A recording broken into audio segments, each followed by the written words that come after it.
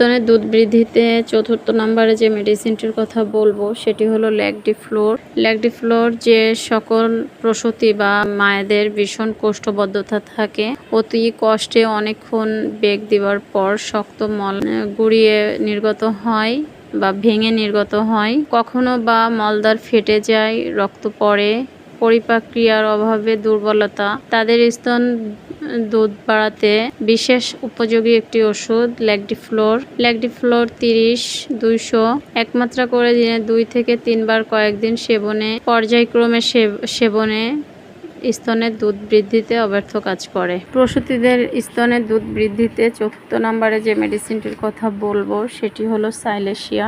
সাইলেশিয়ার শীর্ণ প্রসূতি মায়েদের স্তনের দুধের অভাব অথবা দুধ স্বাদহীন লক্ষণে অ্যাসাফেটিডা মাস্ক হলো কার্যকরী।